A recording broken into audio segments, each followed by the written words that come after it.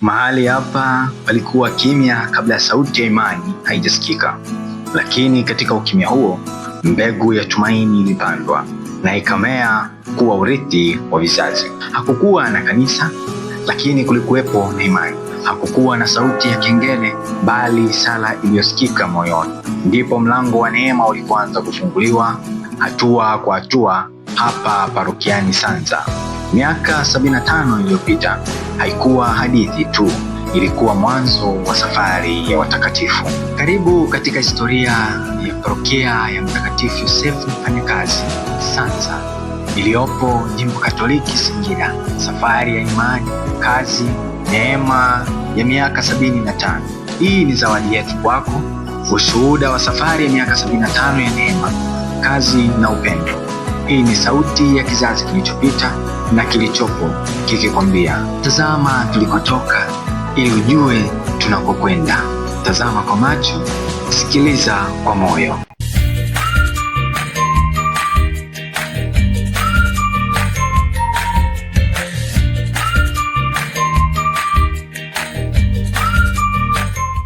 Baba Mzee Martin. Ndio. Tusifu Yesu Kristo. Amina. Wewe kama mkongwe hapa Sanza, umeipokeaje jubilei hii? Mimi kwa jina naitwa Martin Daudi Nyambuya, mzaliwa wa hapa. Kwa leo nina miaka 74. Na miaka 74 hapa. Kweli kabisa. Nilikuwa mzaliwa wa hapa. Parokia yetu hii imeanzishwa 1950, lakini hatujafanyia jubilei yoyote. 1950. Kuanzia 50 mpaka leo miaka 75. Kweli. Tunashukuru kwa shirika la Konsolata kutufanyia jambo hili kwa kweli. Kwa sababu tulikuwa tunakwenda tu, tunajiendea tu, hatujui wapi tuishie au kumbukumbu zetu tumeziendesha mpaka lini tuweze kusherehekea. Tulikuwa tunaenda tu. Ni kweli. Kwa hiyo tunashukuru sana. Basi kitu cha pili ningependa kuuliza zaidi ya wamisionari wa Konsolata kama ulivyotoka kusema mwanzo, kwa maana ya kuwashukuru.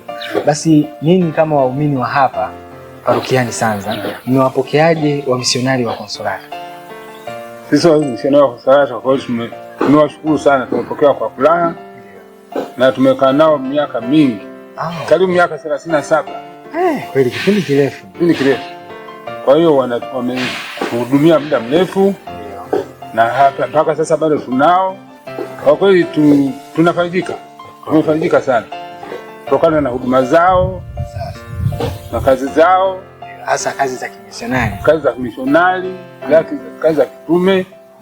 Na parokia yetu ni kubwa, ina vigango vingi. Karibu vigango 19. Kwa hiyo tunazunguka vigango vyote. Basi kwa kweli ni faraja kubwa sana. Basi ningeomba utupatie historia kidogo kwa ufupi, kwa wewe kama mkongwe wa parokia hii. Ndio. Parokia hii ya Sanza kabla kuwa hapa sasa mwaka 1950, basi yule padri ambaye alikuwa anahudumia Kinoje ni maili 6 kutoka hapa kaskazini. Kinoje ni mbali? Kinoje ni kama maili 6. 6. Mbali. Kwa hiyo kule ndio ilikuwa imeanzishwa kule. Sasa Kinoje. Lakini kule Kinoje kwa sababu ya shida ya maji, alafu na zamani watemi walikuwa na mkwala. Kwa watemi.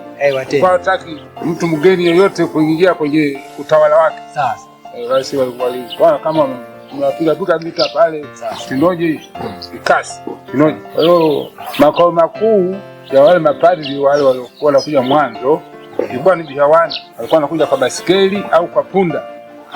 Walikuwa wanatumia punda au basikeli. Bali ilikuwa hakuna. Wakati. Kwa hiyo 1970 kwenye 1944 45. Sasa kutoka hapo shida hiyo ya maji na kwa wateni, basi wakahamia hapa Sanza. Basi utume ukaendelea mpaka leo.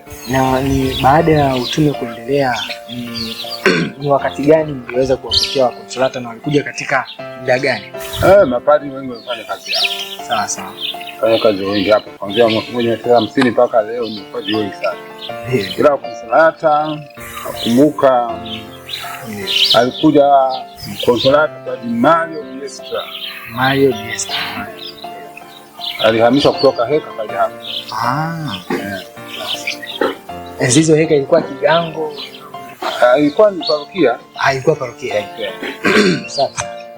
Kwa hiyo alipokuja Padre Mario hapa ndio akawa amefika parokia hii. Sawa kabisa. Kaendelea kupokezana na wenzake wa Consolata mpaka leo. Kwa hapa wakapozana mpaka na natumaini umepata faida kubwa sana katika uinjilishaji na katika kazi za kimisionari kutoka kwa misionari wa Consolata. Tumepata faida kubwa sana kwa upande wa kiroho na faida.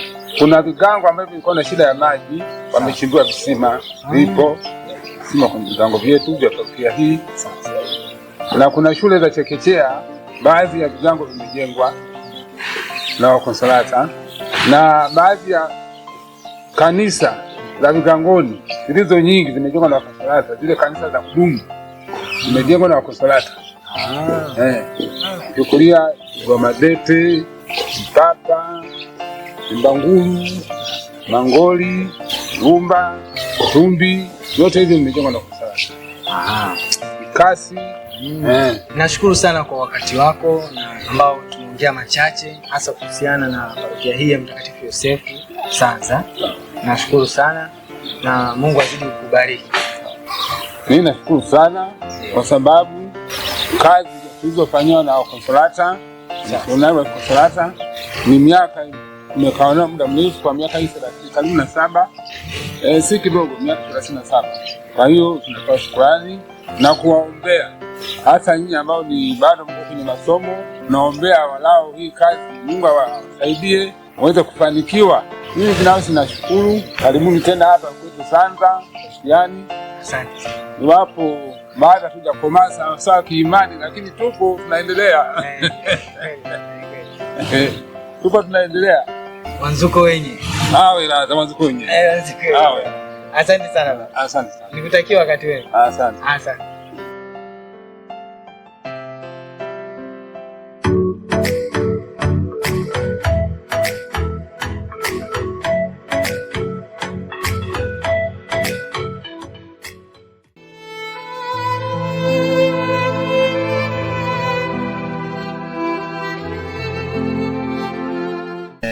Kuhusu historia ya kigango cha Mpapa. Historia ya kigango cha Mpapa kilianza mwaka 1952 chini ya katekista au mwalimu Emili Mugandu Mwilwa. Huyu Emili Mugandu Mwilwa alitumikia uongozi huo mpaka mwaka 1960 na baada ya hapa akastaafu, akarithiwa ndugu yake anaitwa John Mugandu Mwilwa, akashika wadhifa huo wa ukatekista. Baada ya huyo katekista John Mwilwa aliendelea kuwa katekista mpaka kustaafu mwaka 1988. Baada ya huyo John Mwilwa, mtumishi wake wa uongozi wake, akastaafu, akakabidhi namba 1 Alois Charles Masumo. Baada ya huyo hawa wote walikabidhiwa kwa pamoja.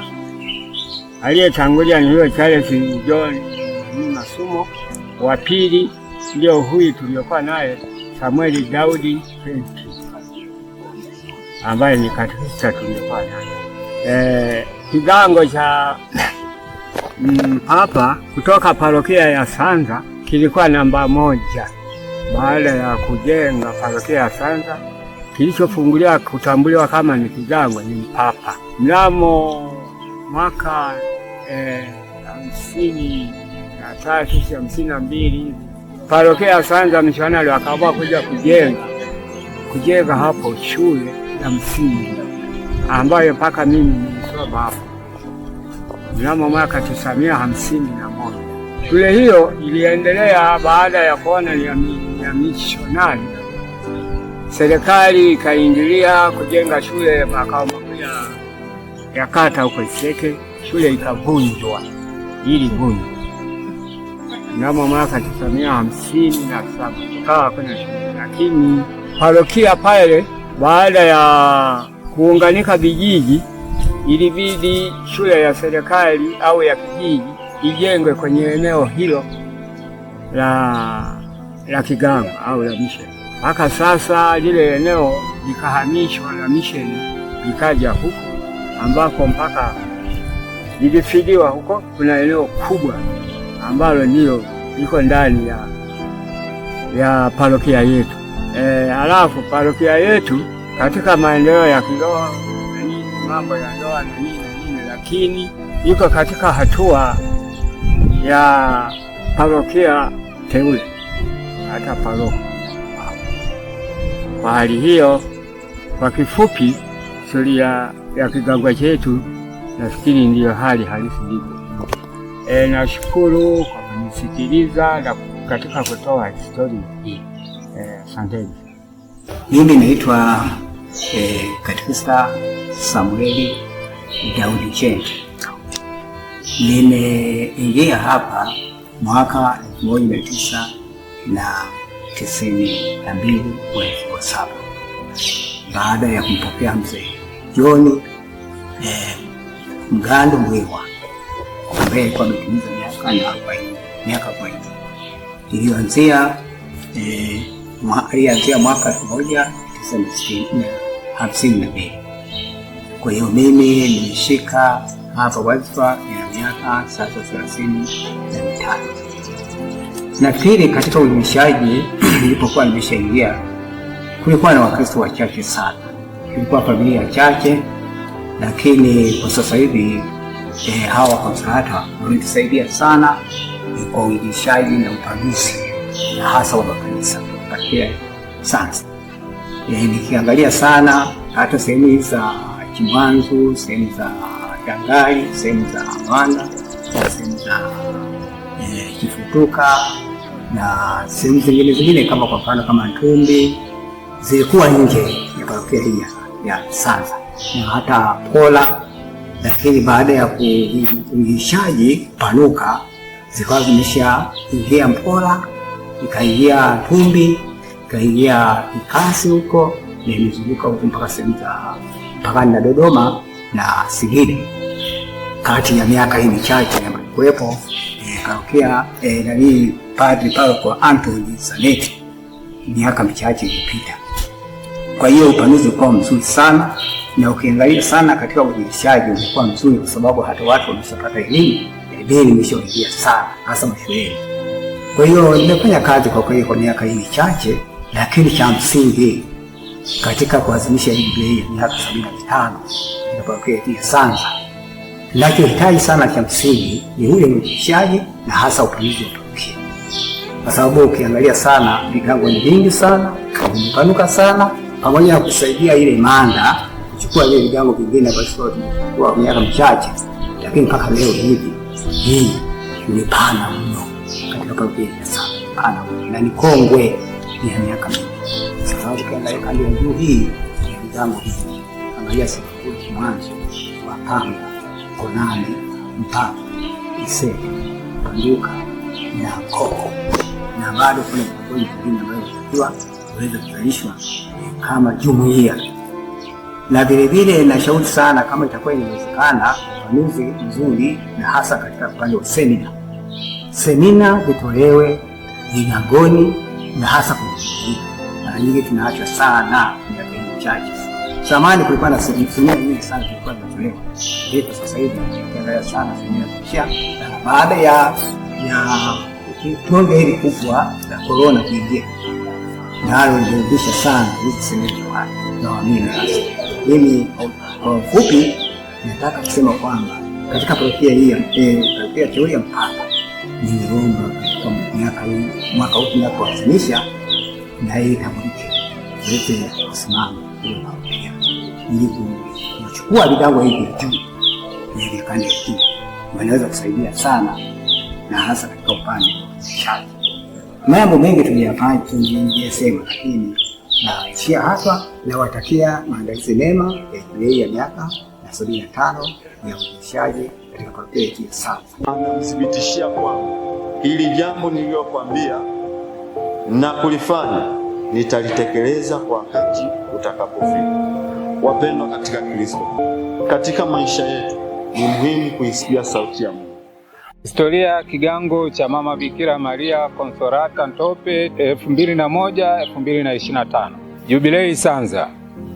Tangu kuanzishwa kwa parokia Mtakatifu Yosefu Baba Mrisho wa Yesu Kristo Sanza mwaka 1950, kigango cha Ntope kilikuwa kinawajibika katika kigango mama cha Sanza kama jumuiya. Wakati huo parokia ya Sanza ikiwa chini ya Jimbo Katoliki Dodoma. Mwaka 1972 lilipoanzishwa Jimbo Katoliki Singida, parokia ya Sanza ilihamishiwa Jimbo la Singida. Mwaka 1973 Mhashamu Askofu Bernardo Magura alipofanya ziara ya kichungaji kwa ajili ya sakramenti ya kipaimara katika parokia ya Sanza, ndipo waumini baadhi kwa niaba ya jumuiya ya Ntope, nao ni Peter Yengayenga, Lucas Ngalia, Charles Hoya, Mikaeli Walaku na Joseph Hoya waliwasilisha ombi kwa baba askofu kuomba Ntope kiwe kigango, na bila kusita akakubaliana na ombi, akizingatia umbali toka Ntope kuja Sanza pamoja na umri wa baadhi ya wazee waamini wa wakati huo. Mwaka huo huo mapadri wa Afrika White Fathers waliokuwa wakihudumu katika parokia, baba paroko Padri Roland Dubot, Padri Poro Hali Vanko, Padri Gianni Ramonde na Padri Francis Schefa waliwaruhusu kutumia majengo ya shule ya msingi Ntope kuadhimishia ibada. Waliendelea na huduma hiyo chini ya katekista Mikaeli Walaku. Mwaka 1975 mpaka 1977 katekista Mikaeli Walaku alikwenda kusomea kozi ya ukatekista kwa miaka miwili katika chuo cha makatekista Kasulu, Jimbo Katoliki Kigoma. Wakati huo jumuiya iliendelea kuhudumiwa na katekista Rafaeli Nkolo, Charles Kotwe, Boniface Mlemeta na Melania Yengayenga kwa nyakati tofauti. Jumuiya hii iliendelea hadi mwaka 1978 walipoondoka mapadri wa Afrika, ikawa imesimama na wanajumuiya wa Ntope wakarudi kigango mama cha Sanza kwa huduma. Mnamo mwaka 1985 jumuiya ya Ntope ilipata bahati ya sakramenti ya kipaimara kiparokia chini ya baba paroko Padri Alois Salvi na msaidizi wake Padri James Iranda wanajimbo kuazimishiwa Ntope katika viwanja vya shule ya msingi, na aliyeazimisha sakramenti hiyo alikuwa wakili askofu Padri Dino Gioa, shirika la damu azizi ya Yesu. Mwaka 1999 katika kikao cha halmashauri ya walei kigango cha Sanza lilitolewa wazo na baba paroko Padri Anthony Zanetti IMC la kujengwa kanisa Ntope, akikumbushia ombi la miaka ya nyuma na kuungwa mkono na wajumbe wa kikao kwa kauli moja. Hatua iliyofuata ni kutuma maombi ya kupatiwa eneo kwa halmashauri ya kijiji cha Ntope. Kupitia kamati ya ardhi ya kijiji, kanisa lilipewa eneo lenye ukubwa wa ekari 12 mwaka 2000, na ndipo taratibu za kukusanya mawe pamoja na tofali zilianza rasmi. Ramani ilichorwa na Brother Nahshon Njuguna IMC wakati huo akifanya utume parokiani Heka. Jiwe la msingi liliwekwa tarehe 16 mwezi wa 9 mwaka 2000 na Mhashamu Askofu Desiderius Luoma wa Jimbo Katoliki Singida, na mwezi wa 10 ujenzi ulianza rasmi chini ya Padri Piero Sasia IMC. Mafundi walikuwa Donati Peter, Deonisi Mtipa, Pascal Venus na Peter Yengayenga na msaidizi wao Emmanuel Mwaleda, pamoja na waamini waliofika kwa ajili ya nguvu kazi. Ujenzi ulikamilika mwezi Januari 2001 na misa ya kwanza ilifanyika Januari, na siku hiyo kanisa mama la kigango cha Sanza hakukuazimishwa misa yoyote na waamini wote walikuja kusali ili kuleta baraka za kanisa mama. Ufunguzi. Kanisa hili lilibarikiwa na wakili askofu Padri Francis Limu sanjari na sakramenti ya kipaimara iliyotolewa hapa Kigangoni kiparokia ilikuwa tarehe 16 mwezi wa 9 2001, ikiwa ni mwaka mmoja kutoka kuweka jiwe la msingi mpaka ufunguzi. Baba paroko wakati huo alikuwa Padri Ricardo Osola IMC na msaidizi wake Padri Piero Sasia IMC.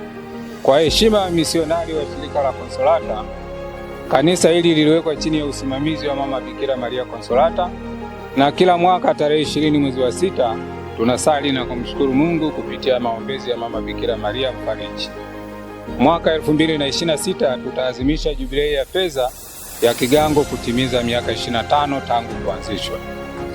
Viongozi wa kwanza wa halmashauri ya Kigango 2001-2004 ni mwenyekiti Joeli Walaku, mwenyekiti msaidizi Edward Marebeto, katibu Katarina Chipanta, katibu msaidizi Laurenti Birinje na mhazini Emiliana Nolo. Makatekista waliohudumia ikiwa jumuiya mpaka sasa Kigango kwa nyakati tofauti ni Mama Maria Nolo, Mikaeli Walaku, Rafaeli Nkolo, Bonifasi Mlemeta, Charles Kotwe, Melania Yenga, Aloisi Songo, Lazaro Nzinga, Joseph Toroga na Xavier Donati kwa sasa. Wenye viti halmashauri ya lei toka 2001 mpaka 2025 ni Joeli Walaku, Pauli Mzanje, Isidori Mbata, Julius Chimata, Amos Mnaiga. Kuanzia 2023 mpaka 2026 viongozi wake wa sasa ni mwenyekiti Valeria Joseph, mwenyekiti msaidizi Paulo Mzanje, katibu Julius Chimata, katibu msaidizi Adriano Balie na mhazini Mariam Chikole.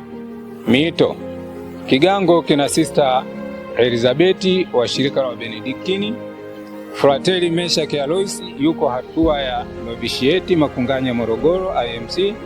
Mvulana mmoja seminari ndogo na wasichana wawili wako utawani, yani katika malezi. Huduma za kijamii: Kigango kina darasa la awali na chekechea. Kigango kinajishughulisha na kilimo kikiwa na ng'ombe wawili maksai wanaokokota jembe la plau kuanzia msimu ujao. Hii ndiyo historia fupi ya Kigango cha Bikira Maria Consolata Tope. Mbaha ya Lumbwe ni lasha shukrani kwa ajili ya miaka zinozo novechiongoza wa Consolata. Ahana kukaliku ina safari ya kumalila jubilei yetu ya miaka 75. Kwa hiyo ni mlomba Mlungu akidime kufiche kilele chicho. Mbaha Lumbwe sana. Napenda kuwashukuru wamisionari wa shirika la Consolata ambao wanatuongoza mpaka sasa. Basi tunaomba waendelee kutuongoza mpaka tufikie kilele cha jubilei ya miaka 75. Tunawashukuru sana.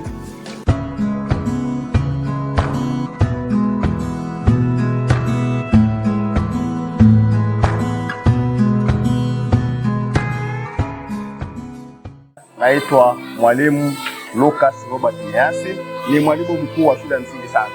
Niliteuliwa kuwa mwalimu mkuu wa shule hii mnamo mwaka 2022.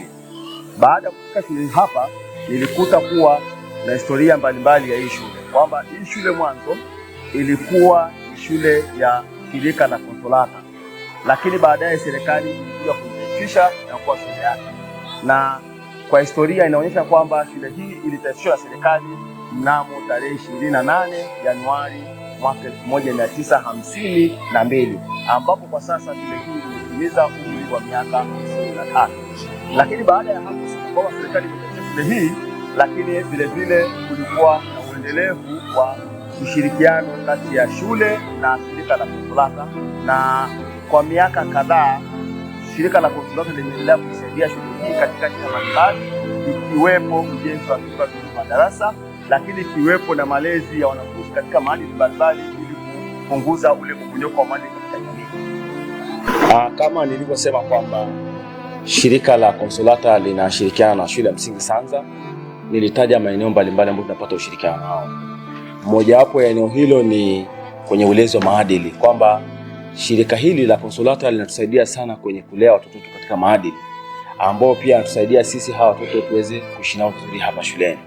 Kwa hiyo shirika hili limeendelea kufanya hivyo toka mwaka 1954 mpaka huu mwaka sasa wa mwaka 2025, na tunashirikiana na viongozi mbalimbali wa shirika hili, wakiwepo father, wakiwepo maflateri, wakiwepo masista na viongozi wengine wa kanisa ambao pia wanatusaidia sana kwenye kuwalea hawa watoto kiroho na katika maadili. Kwa hiyo shirika la Consolata linatusaidia sana katika malezi ya watoto hawa. Lakini pamoja na hiyo, tunasema kwamba mwaka huu tunatarajia tuwe na jubilee ya miaka 75, na jubilee hiyo itafanyikia kilele chake itakuwa ni Agosti 2025. Jubilee hiyo tupo kwenye hatua za maandalizi ya kuandaa jubilee hii, na sisi shule pia tutashiriki kwa namna moja ama nyingine, kwa sababu sisi shule hii tulizaliwa na shirika la Consolata. Kwa hiyo tutaendelea kushirikiana nao kwa sababu wao ndio walikuwa waanzilishi wa shule hii. Basi nimalize kwa kusema kwamba Jubilee Sanza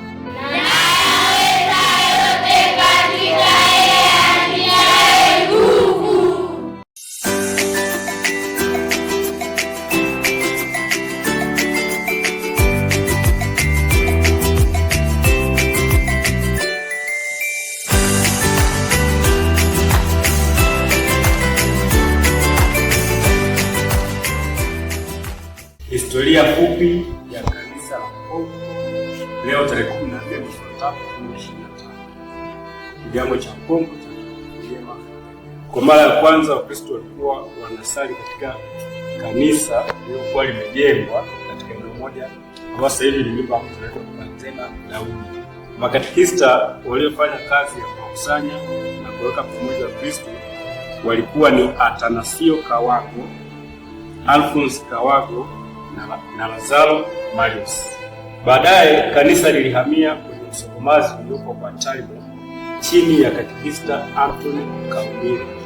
Alihudumia mpaka alipoletwa katekista Paul Bika.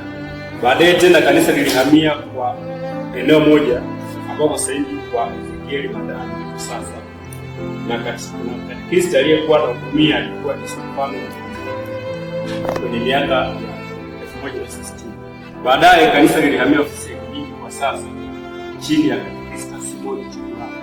Tena baadaye lilihamia shule ya msingi kwa sasa chini ya katekista Simoni Chukula. Ndipo Kristo akaamua kutafuta eneo jingine lililopo sasa na kujenga kanisa kwa nguvu zao wenyewe kwa kufuata tofali. Bahati na gharama za fundi zilitolewa na Mario Nestra kwa mwaka 1960. Makatekista waliokwisha kuhudumia kutoka mwanzo hadi sasa ni makatekista 15 ambao ni Atanasio Kawago kwanza, akafuata Alphonse Kawago pili, akafuata Lazaro Marius, akafuata Anthony Kaumile, akafuata Pauli Bika, akafuata Stefano Nyambwa, akafuata Simoni Chukula, akafuata Alois Matonya, akafuata Rafaeli Mnyambwa, akafuata Matei Mabuku, akafuata Joseph Msaka, akafuata Daudi Milambo, akafuata Yared Mabanta, wa 14 ni Aldo Makoti, na wa 15 ni Mfalme Duniani ambaye ni Msisi. Idadi wa Kristo imekuwa ikiongezeka siku hadi siku ambapo mpaka sasa kuna Kristo 300. Kigango kimoja na jumuiya 5, vyama vya kitume 6 ambavyo ni Wawata, Viwawa, Mwaka, Kipapa na TWCS. Lakini pia kuna sinagogi kiliko chini ya kigango hiki kinaitwa Chirema. Kanisa lina eneo lenye jumla ya ekari 21 zilizotolewa serikali ya kijiji na kupewa hati ya kuimba. Miradi ya kanisa iliyopo mpaka sasa ni umaliziaji wa kanisa jipya lililojengwa kwa nguvu za Wakristo, wahisani mbalimbali akiwemo maaskofu. Pia kuna kisima cha maji ambacho bado hakijakamilika, ujenzi wa nyumba ya padri pamoja na ofisi. Uongozi umekamilika kutoka ngazi ya kigango hadi jumuiya. Hiyo ndio historia fupi ya kanisa la Jema yani Konko. Tumsifu Kristo. Ni mwenyekiti msaidizi wa parokia ya Sanza, ni mwenyekiti wa kigango chetu cha Konko, lakini ninapenda kuwashukuru watu wote, waumini wote kwa sababu ya furaha kubwa ya jubilei yetu ya miaka 75 ya parokia yetu ya Sanza. Tunawashukuru sana wamisionari wote wa parokia yetu ya Sanza ambao wameweza kuishi na sisi kwa miaka yote, ambao wametusaidia kwa mambo mengi. Wametusaidia kwa elimu, wametusaidia kwa kuleta hospitali ambazo zimetusaidia, wametusaidia kwa kutulisha neno la Mungu miaka yote mpaka siku hii ya leo. Parokia yetu ya Sanza imetimiza miaka 75. Kwa kipindi hiki chote tumekuwa nao pamoja, na hivi sasa tunaelekea kwenye kilele ambako itakuwa ni siku ya shangwe, nderemo, hoi hoi, chereko. Tutashangilia, tutamsifu Mungu kwa nguvu zote, tutaimba na kushangilia, maana ni kitu cha pekee.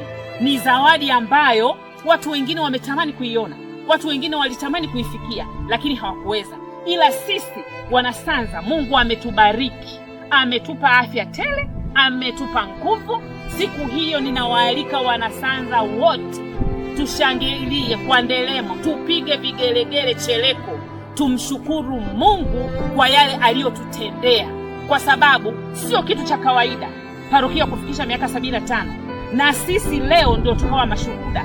Maana wengine wote wamepita na hawakuwepo, lakini sisi ndio tutakuwa mashuhuda wa imani ya kanisa Katoliki, wa imani ya kanisa letu, na tumeweza kuyafanya yote mazuri. Tunamshukuru Mungu, lakini bila sisi peke yetu, bila kuwa na mapadri, bila kuwa na masista, bila kuwa na wamisionari, bila kuwa na waseminari, tusingeweza. Lakini tumeweza kuungana pamoja na wamisionari wetu na waseminari wetu, pamoja na shirika zima la wakonsolata, mapadri waliotulea mpaka leo na tuko nao, na tunaomba Mungu awabariki, waendelee kutulea siku zote za maisha yetu, wasiondoke, wabaki nasi, parokia zote zijae na waumini waendelee kujaa kwa ajili ya hiyo miaka 75. Miaka 75 sio mchezo. Kwa hiyo mimi ningependa kuwaalika wote, watu wote, makabila yote, wa aina yote, lika zote, tumshangilie Mungu. Ni siku ya kumshukuru Mungu sana, ni siku ya kumwambia Mungu asante, ni siku ya kubariki kila mahali, ni siku ya kuona ukuu wa imani yetu sisi wa Kristo wa Katoliki, na kuomba neema za Mungu na rehema za Mungu zibaki nasi, kwetu sisi tulio watu wazima, kwa vijana na kwa watoto na kwa machimbuko yote, na parokia yetu idumu miaka na miaka na miaka. Na ndio maana leo tunaendelea kusherehekea, na tutaendelea kusherehekea, na tunaelekea kwenye kilele cha jubilei yetu. Maana ndio maana tumekusanyika kwa ajili ya kumwambia Mungu asante. Tutaendelea kumwambia Mungu asante na kushangilia miaka yote. Alune na amala nivalonjela nilimuka tulibita gose tumulungwe mulungu alumbwe mulungu chibitilila chibitilila. Jubilei Sanza, naweza yote katika yeye anijaye nguvu.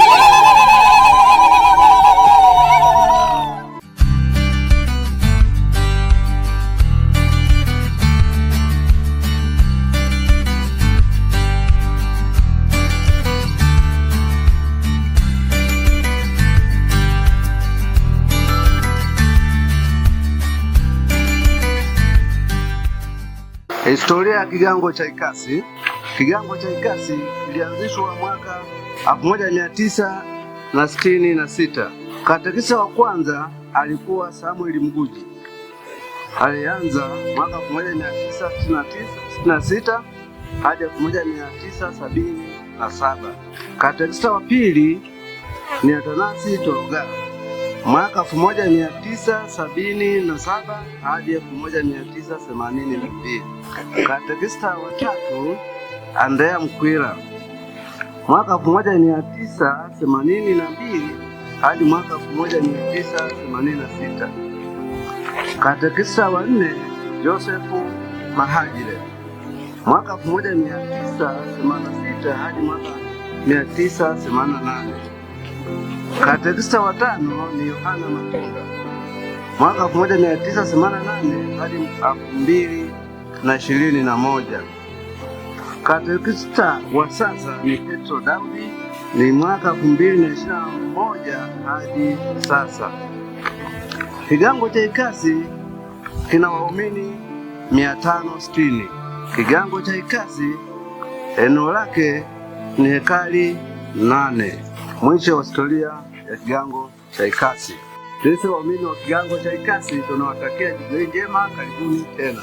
Kwa niaba ya kigango cha Ikasi na washukuru wa seminari wa Konsolata kututembelea, kufanya shughuli za kushuti na shughuli nyingine ambazo wamekuja nazo. Sisi tunawakaribisha na tunaomba tuje tufanikishe, au tunaomba Mungu atusaidie tuweze kufika siku hiyo ya jubilei ya kutimiza miaka 75 ya parokia yetu. Baba na la Mwana na la Roho Mtakatifu. Amina. Baba yetu uliye mbinguni, jina lako litukuzwe.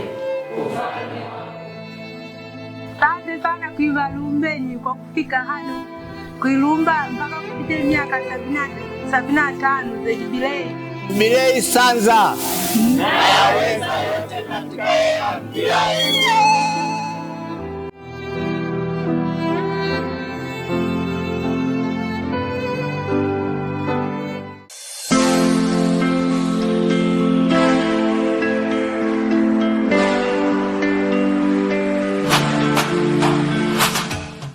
Historia fupi ya kuanzisha kigango cha Chihundiche. Kigango cha Chihundiche kilianza kama jumuiya chini ya mti kuanzia mwaka 1993 mpaka 1994, ikiwa chini ya uongozi wa walimu Musa Ngasa na Benedict Chalo.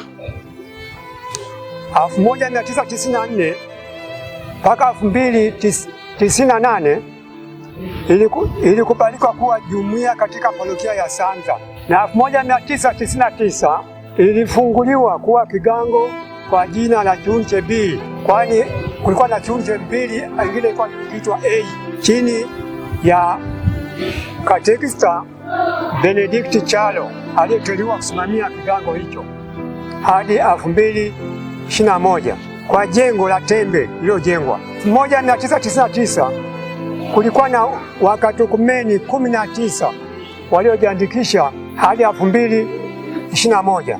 Katekisa alienda kozi ya miezi 3 ya kanda Singida na Dodoma na kumkabidhi Aloisi Songo kigango 2021, na Wakatumeni wa kwanza kubatizwa na kupata kipaimara na kufunga ndoa 3 mwaka 2001, na mwezi wa 10 katekisa alirudi masomoni. 2002 ujenzi wa kanisa jipya ulianza, na mwisho wa mwezi ujenzi ulikamilika na kufunguliwa kigango na kuitwa Chihundiche. Uongozi wa makatisa ambao wamehudumu katika kigango hiki 1999 mpaka 2003 alikuwa Benedict Chalo. 2003 hadi 2013 alikuwa Alexander Zakaria.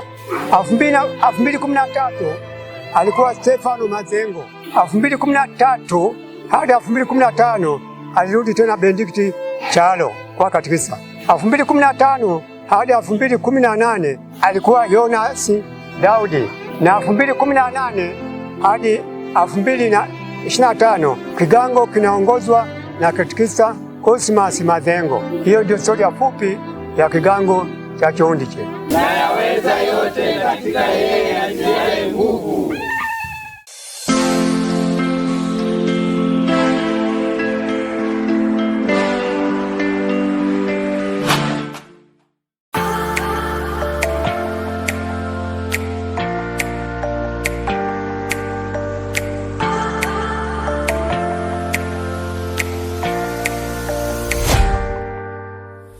Kwa majina naitwa Pancras George Mkamba, ni mwenyekiti wa kigango cha Simbangulu.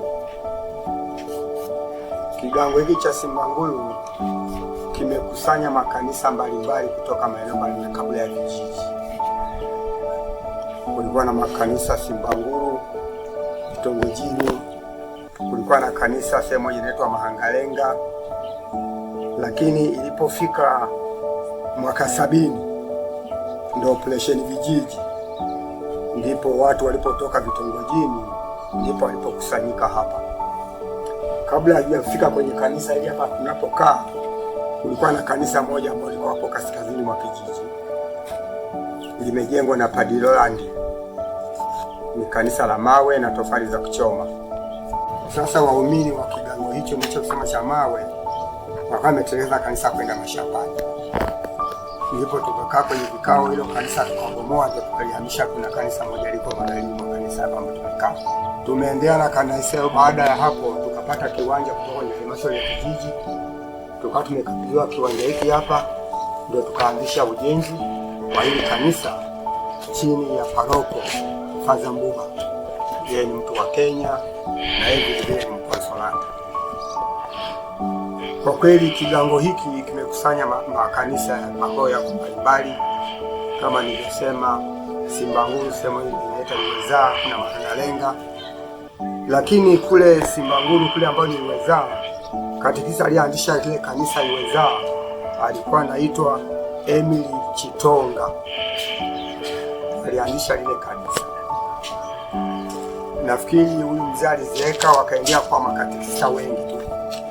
Wakaendea kwa makatekista wengi tu ambao wamehudumia kanisa. Alikuwepo katekista mmoja alikuwa anaitwa Mzee George Mkamba, ambaye ndo baba yangu mimi kama mwenyekiti wa kigango hiki. Vile vile baada ya kuzeeka huyu mzee naye akawa ameacha makatekista wengi.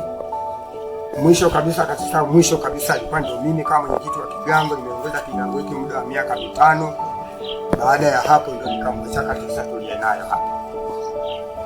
Kwa kweli kigango hiki kina waumini wapatao kama 360, watoto kama 170.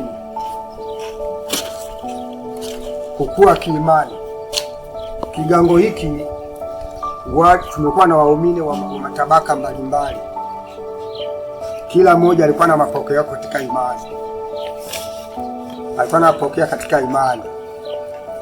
Lakini imani ya nyuma na imani ya sasa imekuwa ni tofauti mbali. Imani ya sasa imekuwa na waumini wamekuwa ni wengi, na kweli wanajitahidi kufunga ndoa, watu wanajitahidi kubatiza watoto, na watu wazima wanajaribu. Naitwa Katekista Alphonse Mikaeli Nikodemu, ni katekista kigango cha Simbangulu. Imani katika kigango, imani kwa kweli mwanzoni ilikuwa imani sio kubwa sana, lakini kwa sasa nashukuru Mungu, na hasa kuingia kwa misionari Konsolata. Wakati nimeanza kwa misionari Konsolata tulikuwa nao moja kwa moja, imani kwa kweli imeongezeka.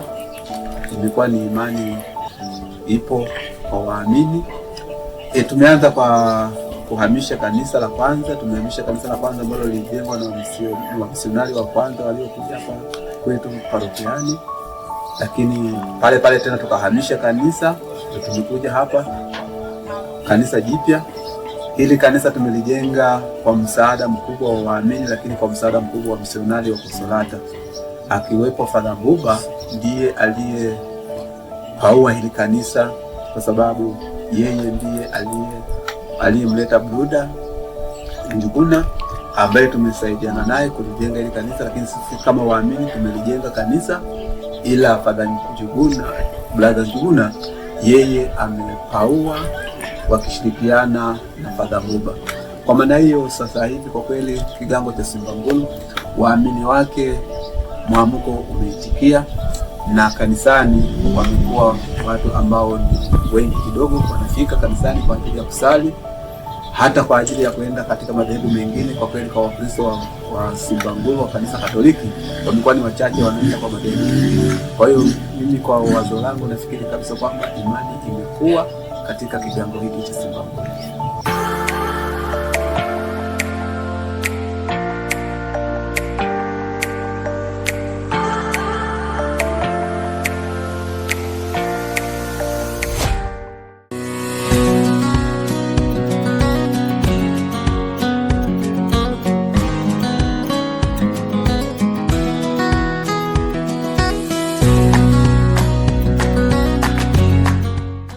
Historia fupi ya kigango cha Iyumba. Kigango cha Iyumba kilianza kama jumuiya ambayo ilikuwa haina kigango chochote, kwani katekista mwanzilishi ambaye ndiye Martin Chibago alifika hapa Iyumba, alikuta watu hawasali kabisa, yaani Jumapili ni sawa na Jumatatu, wanafanya kazi zao za kawaida tu. Basi kwa kujisikia vile nikaona sio vizuri mimi kama katekista, ingawa nilikuwa sio katekista, nilikuwa ni muumini wa kawaida, nimetoka kigango cha Zijele. Basi kutoka kipindi hicho nikawa nasali maona, mara Chifutuka, mara Magaga, mara Mangoli. Lakini kwa bahati nzuri nikafikiria kwamba mbona ninafahamu hata kuongoza ibada, kwa nini nisikusanye hapa watu? Nikawapata kweli, nikajua kama hapa kuna kondoo ambao ni wengi lao hawana mchungaji. Kwa hiyo nikakusanya watu.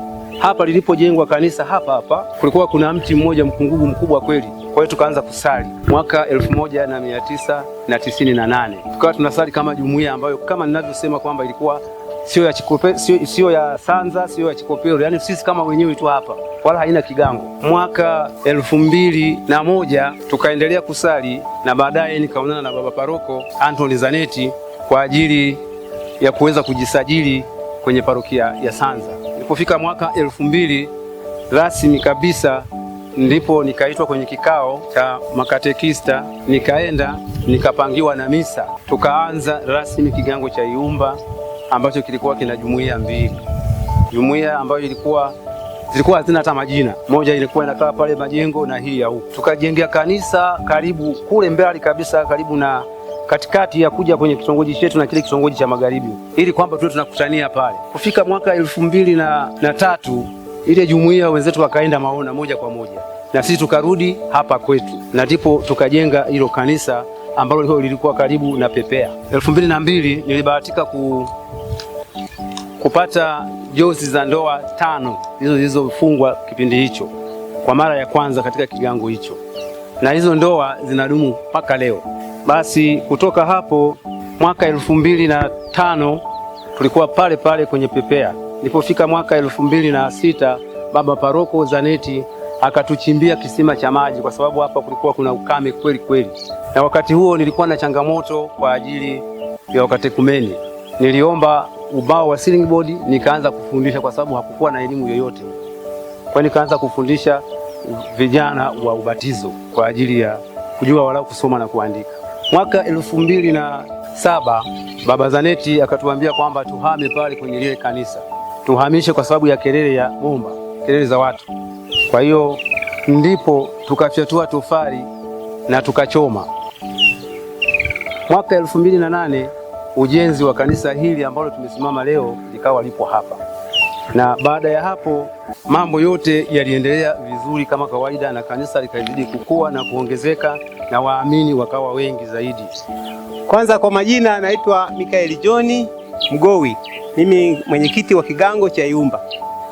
Pili, tunamshukuru Mwenyezi Mungu kwanza pamoja na shirika letu la Wakonsolata, mambo mengi ambayo tuko pamoja nao. Tunaendelea kumshukuru Mungu hadi tufikie lengo la jubilei yetu ya miaka 75 toka uinjilishaji ulipoanza parokia ya Sanza. Sitakuwa na mengi zaidi, asanteni. Kristo. Kanisa yetu kusaliani iswanu kulinga uswanu lewandu letu ujumu wetu wenye kuchifundisa kulishukuru Allah sana na Mungu atake iswanu kusina zatiji kwendeni kanisa yetu du na virungo yetu santali sana.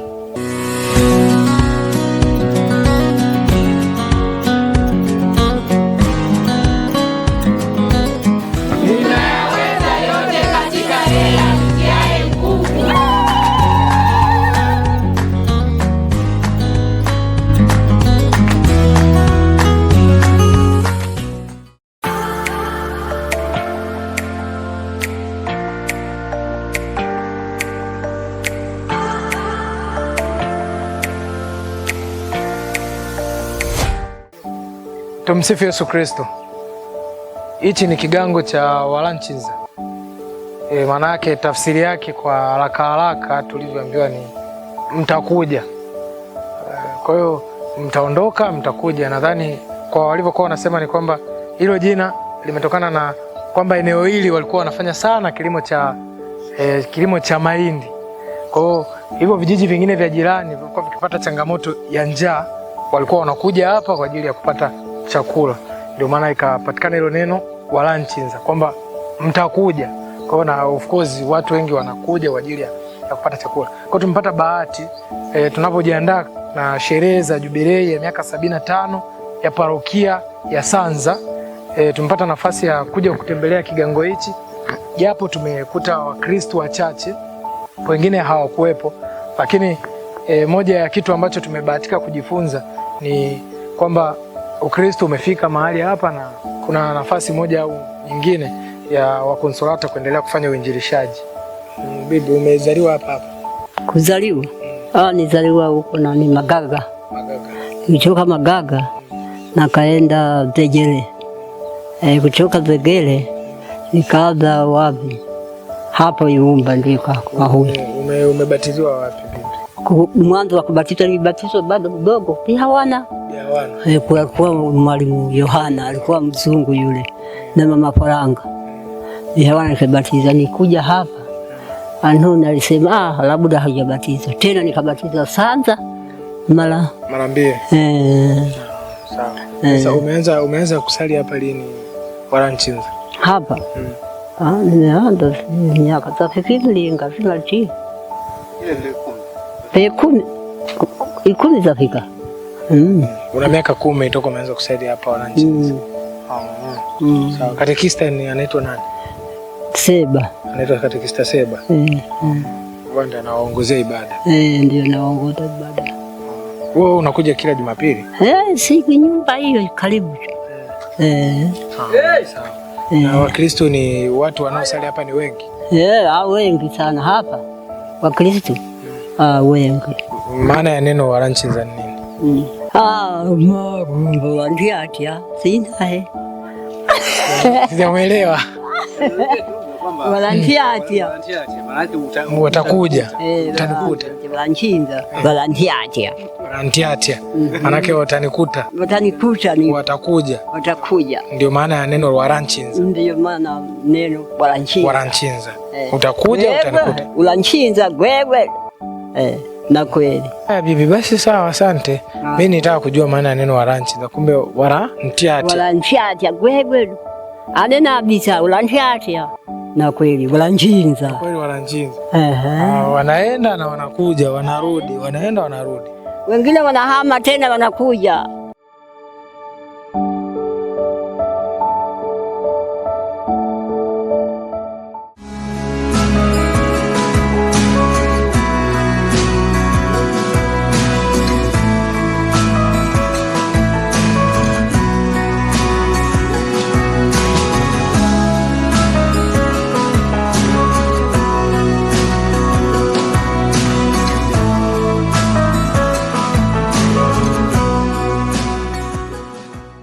Mimi naitwa Julius Noro. Nimeanza kazi 2007. Ng'ombe tuliokuwa nao walikuwa ng'ombe 75. Baada ya kipindi cha majani kuadimika, tukaanza kuwapunguza nusu. Kabaki nusu kipindi cha Father Marco. Baadaye tena kipindi cha Father Mbuba tukawapunguza wakabaki kidogo. Walikuwa kama 20 na kitu, lakini hali kaendelea kuwa mbaya, ndio nimebaki sasa hivi ng'ombe wako 14, mbuzi wako 28, alafu kondoo wako 20. Ndio mifugo nilionayo kwa kipindi cha sasa hivi cha Father Fidelis Masao. Na sasa hivi nawashukuru kwa kazi ya kitume za wamisionari wote na kuanzisha jengo hili la parokia ya Santa. Tunashukuru Mwenyezi Mungu amefanikisha tufanye jubilei ya miaka 75 ya parokia ya Santa. Na washukuru wote kwa nia njema hiyo tushirikisha mpaka sasa hivi jengo tunaendeleza vizuri. Tunamwomba Mungu atusaidie kila heri, waumini wote tufanye kazi kwa bidii kwa utume wa Mwenyezi Mungu. Asanteni. Jamani, karibuni hapa Sanza. Mimi hapa ni mfugaji wa wanyama. Moja, nayo nguruwe ndio nawafuga, nafagia, nawalisha, nawanywesha. 2, nao bata vile vile nafagia, nawanywesha, nalisha. 3, nina sungura. Sungura nawalisha, nawanywesha, nafagia. 4, nina kuku za kienyeji, nafagia, nawalisha vile vile. 5, nina kanga wa porini lakini wako nyumbani, nawalisha, nawanywesha. 6, nina punda, huyo ndege wa nyumbani wapo, nawalisha, nawanywesha. Ndio hivyo nafanya kazi hapa mission. Nimeanza muda kufanya hapa kazi, wakanitoa nikaenda kupumzika, tena wakanifuata, ndio nimeendelea hivyo, nafuga hao wanyama. Karibuni na wanyama nguruwe ninao 25, 28. Bata ninao 14. Kuku ninao 65. Kanga wamepungua, walikuwa 68 lakini hapa wameshikashika, sijui bado sijahesabia, sijui wako wangapi sasa hivi. Ndio ni hao ndio nawafuga hapa. Ukija asubuhi unakuja, unafagia, unawalisha, nawanyesha, ndio narudi. Ndio kazi yangu hiyo hapa ya mission.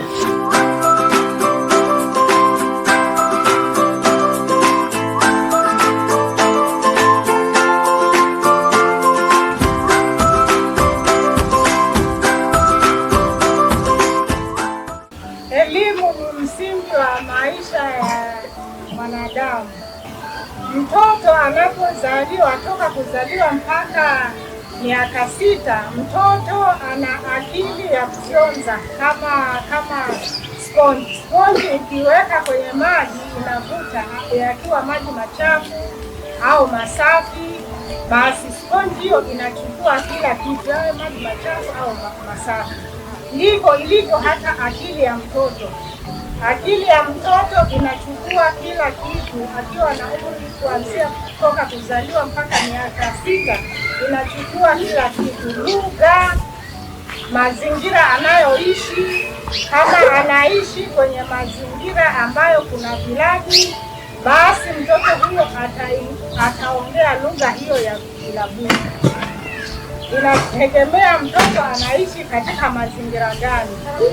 Kwa hiyo nawasihi wazazi muwalete watoto shule ili waweze kujifunza mazingira ya shuleni, kujifunza lugha ya shule, wajifunze kusoma na kuandika. Watakapokuwa wakubwa watawasaidia pia nyinyi wazazi, ni faida yenu. Usimzuie mtoto kuja shule, muwalete watoto shule. Wazazi wengine wanawakataza watoto shule, wanaona ni bora abaki nyumbani kufanya kazi nyingine. Ni muhimu wazazi mkawaleta watoto shule wasome. Pia hapa tunafundisha pia dini, elimu ya dini, kumpenda Mungu, kumjua Mungu, kumtumikia. Tunawafundisha pia kujitegemea. Tunawafundisha pia mazingira yawe mazuri, masafi, tupande miti, tupande maua ili mazingira yaweze kupendeza. Kwa hiyo nawaomba wazazi, kwanza nawashukuru kwa ushirikiano, na naomba tuendelee kushirikiana. Asanteni sana.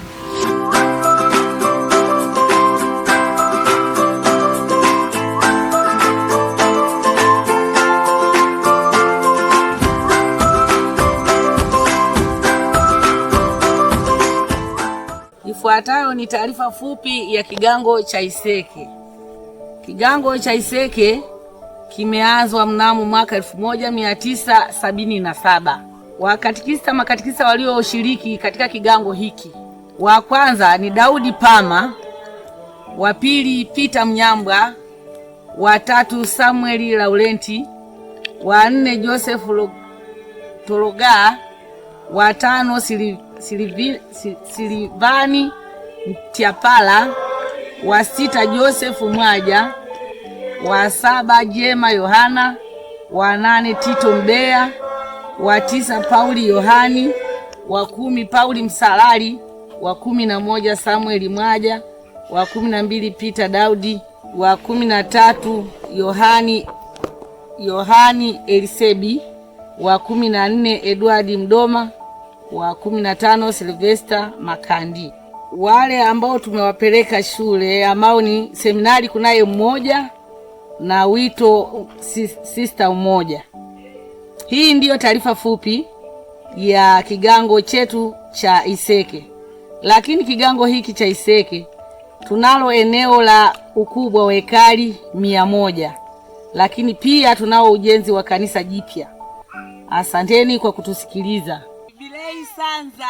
Nayaweza yote katika yeye anijaye nguvu.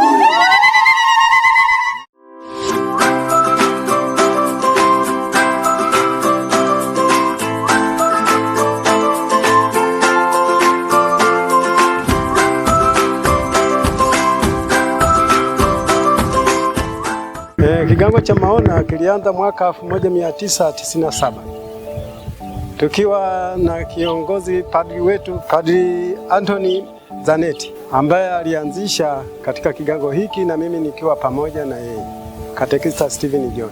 Baada ya kuanza, tulianza na kigango cha tembe.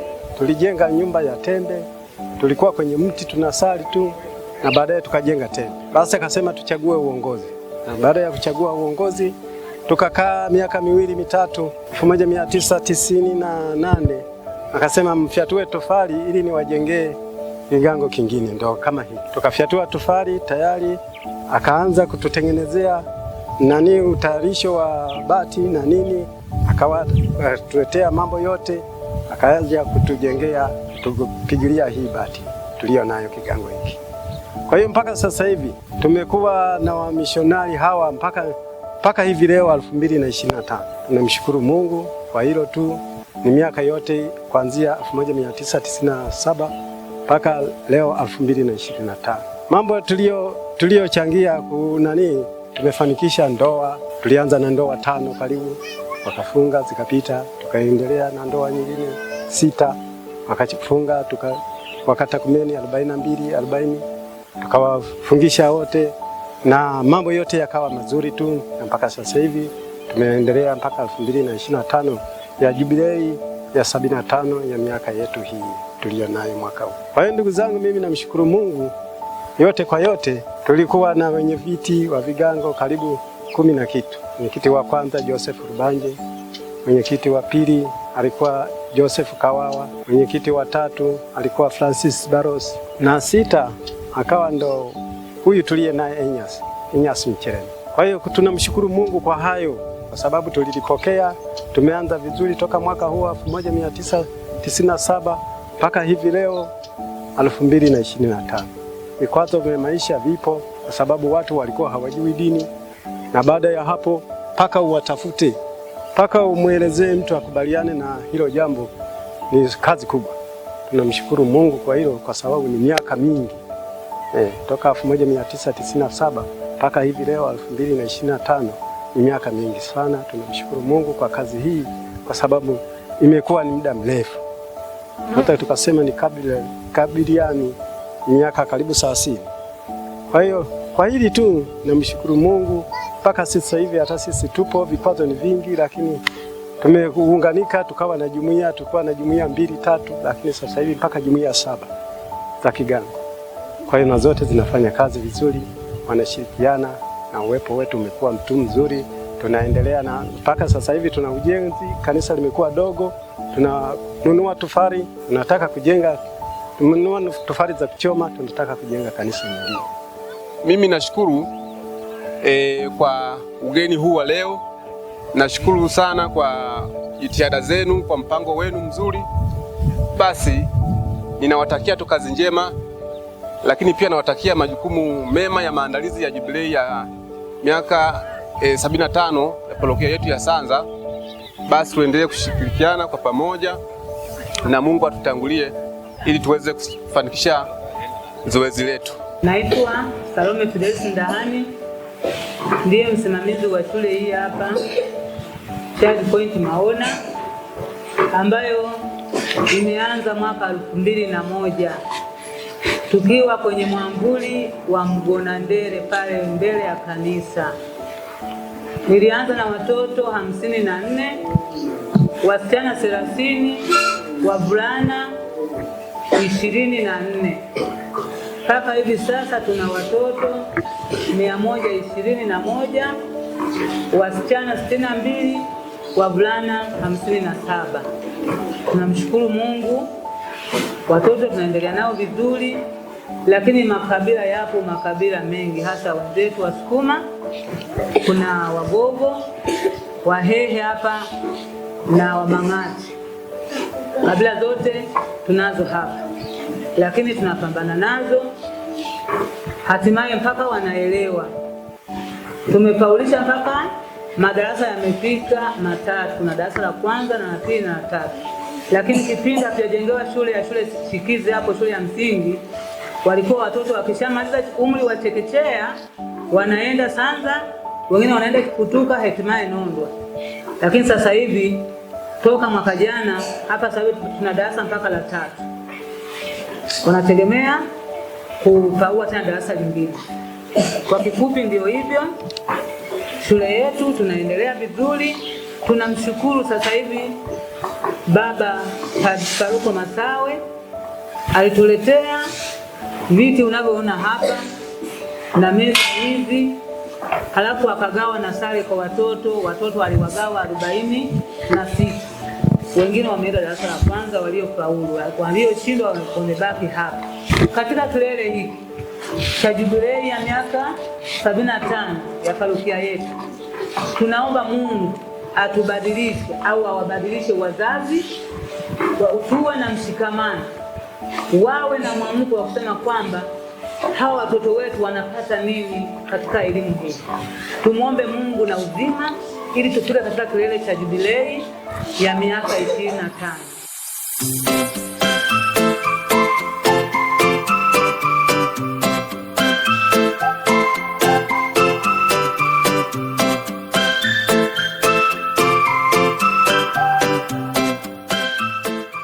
Maria Imakulata wa shirika la Masista Mtakatifu Jema Dodoma.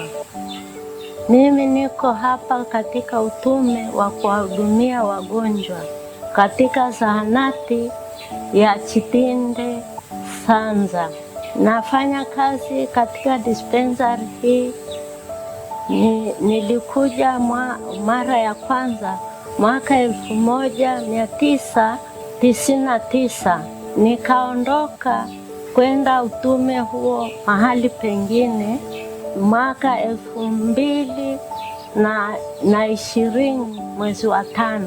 Kwa hiyo tangu mwaka 2000 mwezi wa 5 niko hapa nafanya kazi hiyo ya kuwahudumia wagonjwa. Namshukuru Mungu, mpaka sasa nimeona mabadiliko makubwa.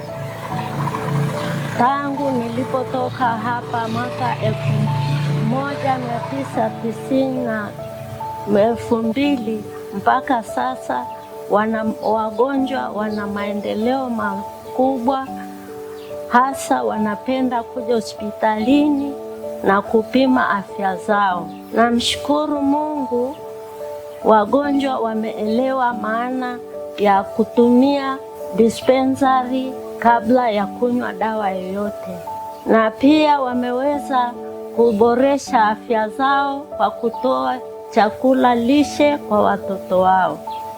Kwa sasa hakuna shida sana watoto kuwa na ukosefu wa chakula bora. Kwa hilo namshukuru sana Mungu. Vile wakina mama wameelimika sana kwa kutumia neti, pia kutumia vyoo kwa usafi. na wenyewe pia wameweza kuzuia magonjwa mengine yanayoambukizwa na uchafu, kwa mfano kuhara na kutapika, na vile vile wameweza kutumia neti na wakaweza kuzuia ugonjwa wa malaria. Hayo yote tunashukuru Mungu kwa ushirikiano tulio nao kati ya kazi zetu za kitume, kati ya mapadre na masista wote kwa pamoja. Lengo kubwa liliotuleta hapa kwa kutumia karama ya masista Mtakatifu Jema Galgani, jambo la kwanza ni kufundisha dini. Ndilo lengo ambayo mapadri walipenda tufike hapa kwa ajili ya kusaidia kufundisha dini popote pale tunapohitajika, na pia kuuguza wagonjwa. Huduma tunayopata kwa mapadri, kwa kweli mapadri wanatusaidia sana, hasa wakati tunapopata mgonjwa aliye hatari. Mara moja ukimjulisha padri aje kukusaidia kubatiza na kutoa sakramenti ya Ekaristi na sakramenti ya kitubio na ubatizo, wako tayari kila wakati. Vile vile tunapopata mgonjwa ambaye anapaswa kusafirishwa mahali pengine, padri yuko tayari kutoa gari na kumpeleka mgonjwa mahali anapotakiwa. Hilo namshukuru sana Mungu, nashukuru sana mapadri wa Konsolata. Kwa miaka hii ambayo tunaadhimisha, kanisa linaadhimisha miaka 75 ya uinjilishaji, tunashukuru kwa mapadri wa Konsolata waliofanya juhudi mpaka hatua hii ikafikia kilele chake mwezi wa 8 tarehe 20. Asante Mungu. Tunayaweza yote katika yeye atutiae nguvu. Jina naitwa Agapiti Anatoli Chijango, ni daktari katika zahanati ya Chitinde iliyo chini ya masista Mtakatifu Jema Galgani kutoka Dodoma.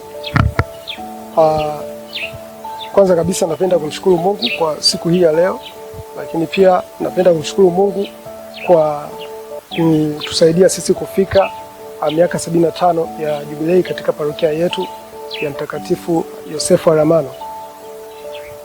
Sisi kama zahanati tunapenda kushukuru kanisa au parokia kwa ujumla kwa misaada mbalimbali ambayo wamekuwa wakitupatia ili sisi kuendeleza huduma kwa ajili ya kuwasaidia jamii. Huduma kama maji ambayo tunapata kutoka parokiani, na huduma ambayo ilianza tangu zamani, maana hadi sasa ni takriban kama miaka 30 tangu zahanati yetu imeanza. Na huduma mbalimbali kama usafiri kwa wagonjwa wa dharura ambao wanakuwa wanahitaji referral kwa ajili ya kwenda kupata huduma na matibabu makubwa hospitali kubwa. Lakini pia huduma kama sakramenti ya kitubio ambayo ni kwa ajili ya wagonjwa walio katika hatua za mwisho, wamekuwa wakitusaidia. Kwa hiyo kama zahanati tunapenda kushukuru parokia kwa ujumla kwa misaada mbalimbali na kuendelea kumwomba Mungu kuzidi kuleta mafanikio zaidi katika zahanati yetu na parokia yetu. Nashukuru sana.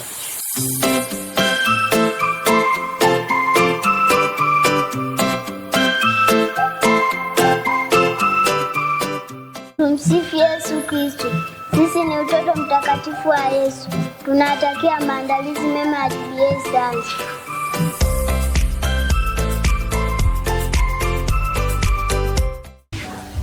Hapa tulipo parokia ya Sanza, Jimbo Katoliki Singida. Na hiki mnachokiona hiki hapa ni kipande cha kimondo ambacho kiliokotwa na Padre Roland hapo Canada, maeneo ya Mbwasa, nje kidogo ya mlima huu wa Igwamadete. Kwa hiyo mwaka huo alipokuwa anatembelea kigango kile kabla ya vijiji, Basi wakawa wamemwambia kwamba kuna kimondo kimeanguka sehemu fulani. Baba huyu kwa sababu alikuwa ni mchungaji, watu walikuwa wanaenda sehemu mbalimbali, basi akaenda akachukua gari akaenda kubeba kimondo toka mwaka 1975. Kimondo hiki kimekuwa kikitembelewa na watu mbalimbali kukiangalia. Mfano mwaka juzi walikuja watoto wa shule toka Dodoma, ambayo ni shule ya wa damu azizi ya Yesu, walifika kama 200. Kwa hiyo kimondo hiki mara nyingi tumekuwa tukikitangaza ili watu walao waje kukiona, na inakiwezekana wapige picha na nini, sababu vitu kama hivi Tanzania ni sehemu chache. Tunaambiwa kuna kimondo Mbeya na Arusha na Mwanza, na hiki kinaweza kawa labda cha 4. Hivyo kimondo hiki tumekiweka maksudi kabisa, kila wanapofika wageni basi huwa wanakiangalia, wanapiga picha na mambo mengine. Kwa hiyo kwa kifupi kimekuwa na muda mrefu hapa sasa, tumekiweka maksudi kwa ajili ya watalii wa ndani wanakuja kukiangalia.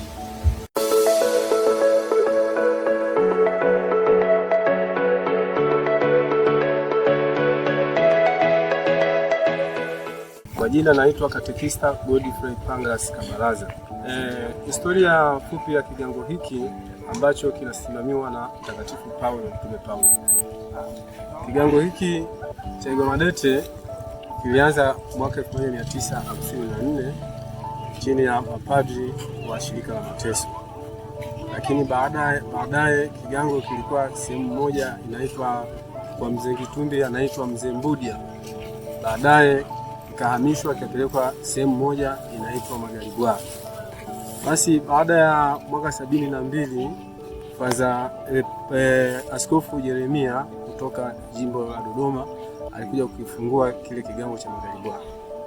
Baada ya operation ya vijiji vya ujamaa kuanzishwa, basi mchakato wa kanisa hili ulianza kujengwa chini ya usimamizi wa marehemu Padre Roland, na mwaka 1978 kanisa wakawa limekamilishwa likaja kubarikiwa na askofu marehemu Askofu Bernardo Mabura. Baada ya kigango kuanzia mwaka 78, kwa hiyo imani imeanza kuongezeka, Wakristo wengi wamebatizwa, na tunaweza tukachukulia mfano wa kama Yesu alivyosema kwamba mfano wa mbegu ya haradali. Mbegu ya haradali ni chembe ndogo ikipandwa, lakini kisha wote inakuwa ni mti mkubwa, unakuwa hata ndege wangani wanakuja kutua. Kwa hiyo inavyoonyesha baada ya kijiji au kigango kilipoanzishwa hapa, basi waumini waliongezeka na watu wengi walihitaji huduma ya kiroho.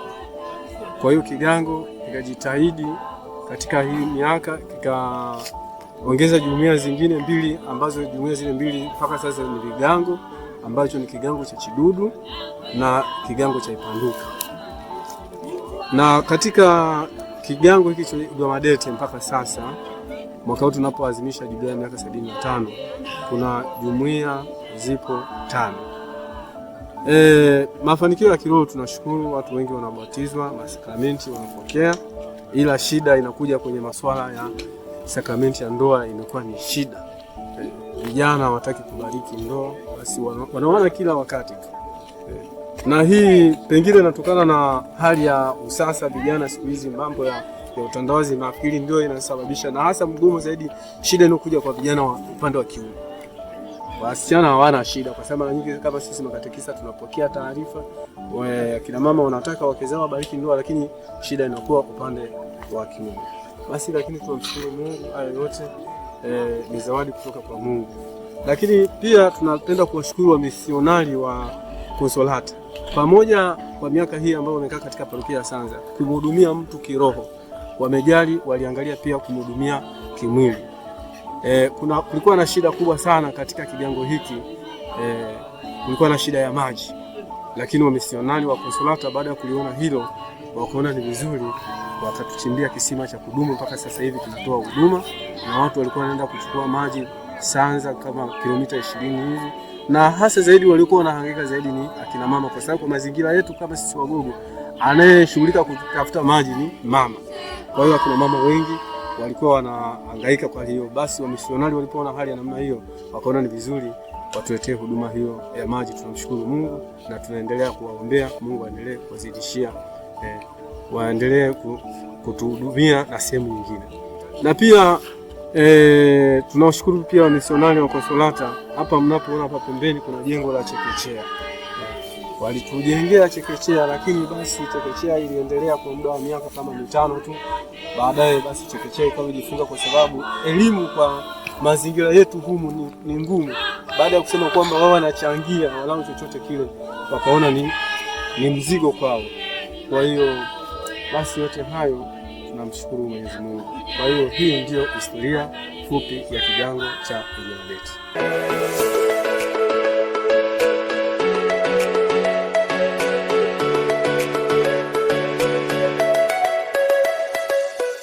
Parokia yetu ya Sanza tunapoadhimisha jubilei ya miaka 75 ina historia kubwa yenye mambo mbalimbali, yenye baraka mbalimbali kutoka kwa Mwenyezi Mungu. Kwa hiyo baada ya mimi kufika katika parokia hii ambayo ni safari yangu ya pili kama misionari baada ya kutokea kule nchini Ivory Coast, wazo la jubilei lilikuja baada ya kuongea na waumini mbalimbali na waumini kunishirikisha kwamba parokia yetu ina miaka 75 tangu ilipoanzishwa na mapadri wa Passionisti mpaka leo.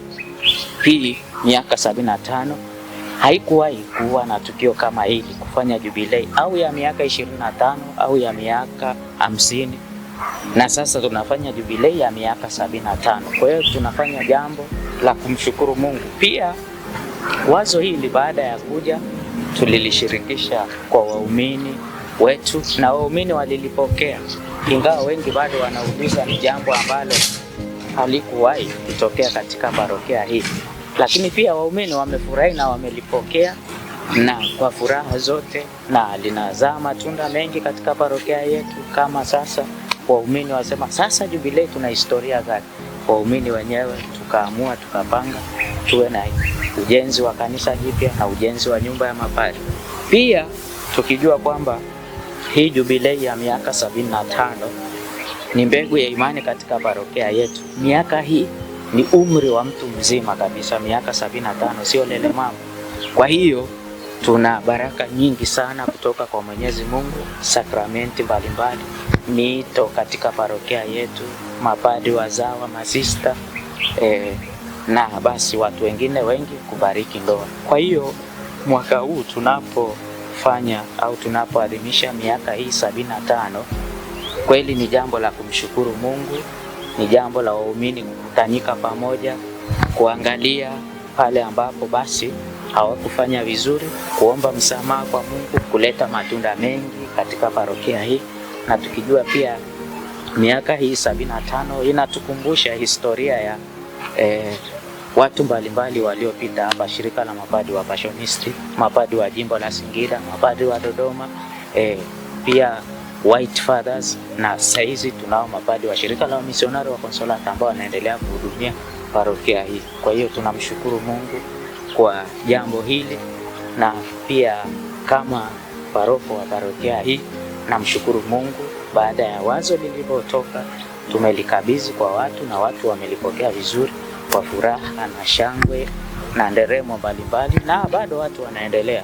Ndugu zangu, safari yetu ya jubilei ya miaka 75 ya uzinduzi ilianzia hapa, ambapo basi hatukuwa na jengo hili. Basi Baba Askofu aliweka jiwe la msingi tarehe 20 mwezi wa 8 mwaka 2023, ambapo ndio tulizindua jubilei yetu ya miaka 75, na tunamshukuru Mungu kama sasa tunaona safari imeanza kuhamasisha watu mbalimbali. Basi tumeweza kuanza jengo ambalo liko hapa, ambalo linakuwa ni kanisa jipya baada ya kanisa letu basi la zamani ambalo pia lina miaka 75. Kwa hiyo ndugu zangu, kanisa ndio hili jipya, na tunaendelea kuwakaribisha watu mbalimbali wenye mapenzi mema kwa ajili ya kutuunga mkono kwa jambo hili zuri la kumpendeza Mungu ambalo tunafanya hapa sisi kama wanaparokia. Tunamshukuru Mungu kwa parokia yetu kuwa na baraka ya vigango 24. Na katika vigango hivi utume wetu umekuwa ni sio mrahisi sana kwa sababu ya umbali wa vigango na barabara, njia. Kipindi cha masika huwezi kwenda, tunaenda hasa vipindi vya kiangazi, na katika kuwafikia basi watu wetu tunatumia pia njia mbalimbali kwa pikipiki au kwa usafiri wa gari ambayo ipo katika parokia, lakini bado ni utume wenye changamoto mbalimbali kutokana na mazingira ya barabara, kufikika katika kuwafikia waumini. Pia katika uinjilishaji tunamshukuru Mungu pia angalau kwa miezi mitatu waumini wetu wanaweza wakafikiwa vizuri na padri na kupata huduma za kiroho, tukisaidiana na makatekista wetu 24 ambao tunao katika kigango chetu. Changamoto pia ipo kutokana na makatekista wetu wengine bado kupata elimu ya ukatekista. Kwa hivyo tunajitahidi angalau labda kwa mwaka mara makatekista 2 au 1 kutokana na uwezo tulio nao, na pia kuandika miradi mbalimbali kwa ajili ya kusomesha makatekista, ingawa bado miradi hiyo haijafanikiwa, lakini basi tunajitahidi na kwa ajili ya zile miradi midogo midogo, kile chochote kinachopatikana basi tunajitahidi angalau au mara 1 kwa mwaka katekista mmoja anaenda kupata mafunzo ya katekista. Na basi vigango vingine changamoto zipo kutokana na basi pia parokia hii kuhudumiwa pia na padri mmoja. Ni parokia kubwa ambayo kwa kweli ingepaswa iwe na mapadri kuanzia 4. Kwa hiyo tuna changamoto pia ya wachungaji, mchungaji mmoja kuhudumia parokia yenye Wakristo kama 16,000. Sio jambo dogo, lakini basi tunamshukuru Mungu angalau huduma zile za msingi za kiroho waumini wetu wanazipata. Wapendwa katika Kristo, kwanza nipende kumshukuru Mungu kwa makala hii, na nikushukuru wewe mtazamaji ambaye umeangalia makala hii na umejifunza mambo mengi mbalimbali yenye kutia moyo na mambo mengi ya jubilei yetu ya miaka 75. Nipende kukushukuru na kukuombea baraka za Mwenyezi Mungu katika maisha yako, katika familia zenu, nyote mnaotazama makala hii. Mungu aendelee kuwapa nguvu, aendelee kuwabariki. Wabariki na kuwalinda Mungu Mwenyezi, Baba na Mwana na Roho Mtakatifu.